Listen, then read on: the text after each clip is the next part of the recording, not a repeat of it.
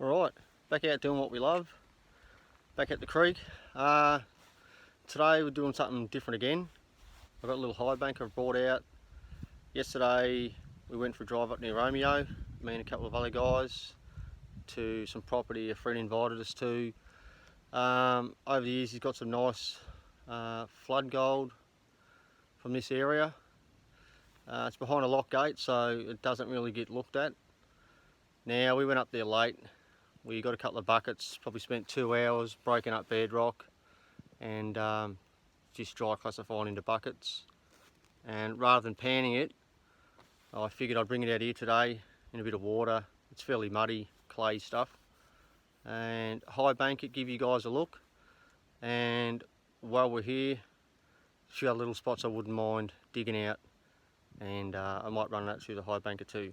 So I'll head back to the car, get the equipment out, give you all a look, and then we'll set it up and run some material. Righto, we've managed to get down everything set up. This is what we're using today. It's a little high banker I fabricated myself. Simple setup, just a 10-inch dream mat, bit of black rubber V mat at the base there under the punch plate. A header box, 2 different spray bar options. So you can use this one here to flood the box if you're using a little submersible pump. They don't have a lot of pressure, so it's better to use that than the spray bars. Or we can use the spray bar setup, and today we've got a little Honda pump, so we'll have sufficient water for that. I did have a grizzly bar set up on it, didn't like it, so I knocked up this bit of a punch plate setup. It's all it's a light unit. You can carry that, hoses, the pump, backpack. Not very heavy, you can carry it a long way. And the material we got today, it's only 2 buckets, well 1 bucket really, so 20 litres, and it's just dry classified material that we broke up with a crowbar and heaved in that bucket. And the other bucket, there's not much in that. It's just what was left on the bottom of the bedrock after we'd broken it up, that I used a dustpan and a little brush. Just put in a separate bucket so I can pan that out to see if the majority of the gold was sitting down low on the bedrock rather than in the flood wash. Now the area that we're working yesterday, it's a section out in the middle of a paddock that when the creek breaches its banks in a fairly severe flood, it tends to lay a lot of gold, a lot of flood wash out in this random sort of channel. It's a fair way from the creek. No one really goes in there and digs around in it. A friend of mine has before, and he's got some really nice gold out of it. So we thought we'll fill a few buckets, give it a run and see what it can produce. Right, we'll get this thing running and I'll be back. Right, so that's it running. It's only idling at the moment. Make sure it's set up right and doing what it should do. Seems to be alright, but we'll crank up the water, put a good flow down it and feed the material in.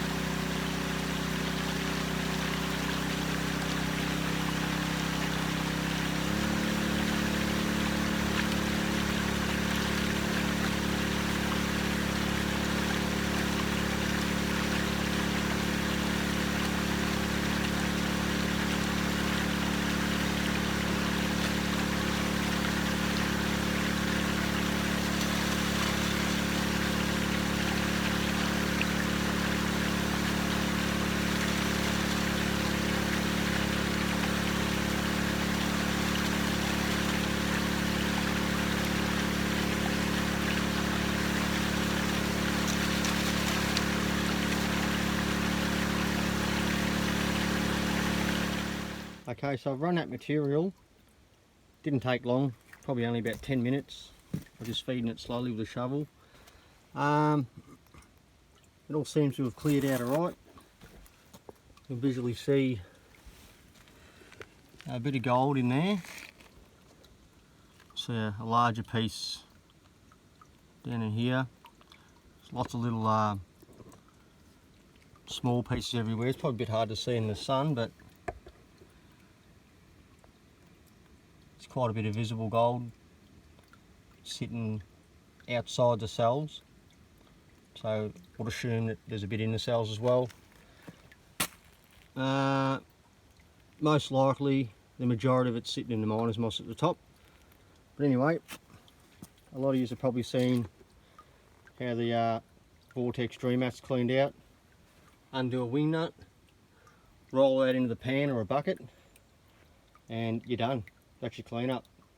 So I'll do that and we'll pan it out and see what it reveals. Now I pulled the miner's moss out of the top. I might clean it out first.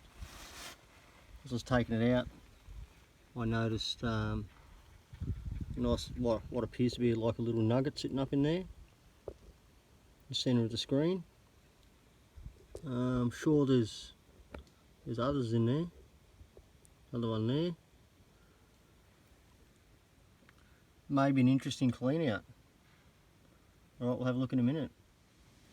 Right, so I've panned down the majority of the concentrate just out of the miner's moss out of the top. Pan the last little bit down. We'll have a look what it's holding. I suppose I should give a bit of a shout out to Brian from Haynes Prospecting. He invited us up yesterday to dig around where we got this material. So absolute legend. Get on his YouTube channel, check him out. That's Haynes Prospecting. And also Gippsland Gold Digger, Steve. Absolute legend. Get on his channel and have a look too. He came up yesterday. Made it a good arvo. So yeah, if you haven't looked at their pages, get on and have a look. I'm just doing this one-handed, so it's a bit difficult. We'll just do it quickly. And then we'll measure on that.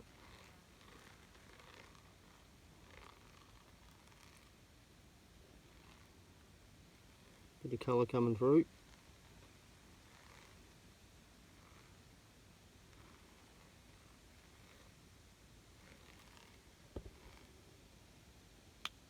Can't complain about that. So that's just out of the top mat. So I'll clean the rest of the mats out in the bottom, the vortex mat, and we'll have a look at what that holds. Righto, so I've panned down the majority of the concentrates that were in the dream mat.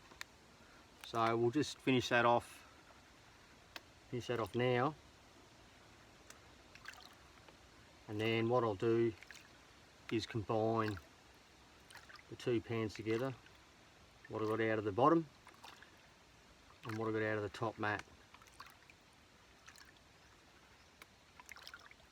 I'll just do a quick clean up.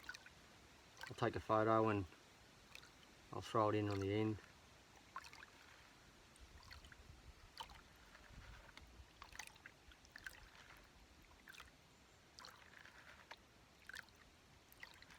But yeah, from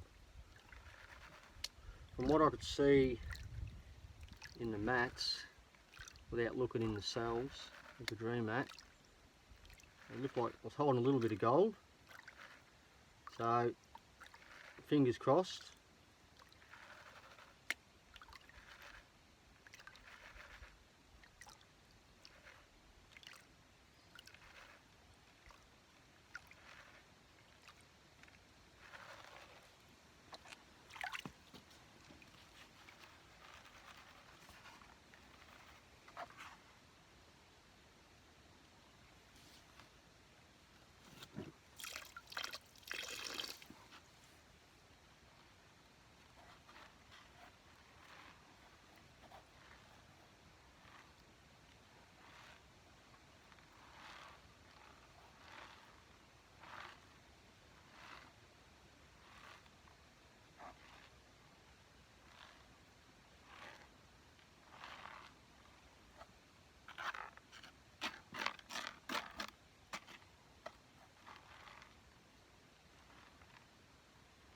bit of colour there.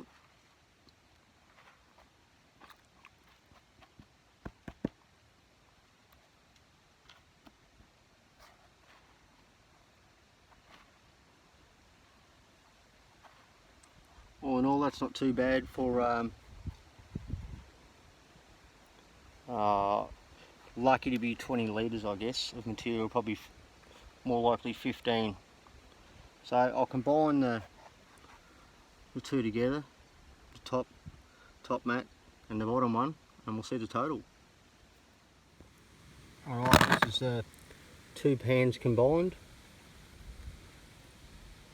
All in all, not too bad. For a couple of hours digging around in a heap of bedrock. So yeah, 10 to 15 litres of material, thereabouts. In my books, it's a pretty good day. Alright, I'll take another photo and leave it at the end. And for now, I'll catch us later.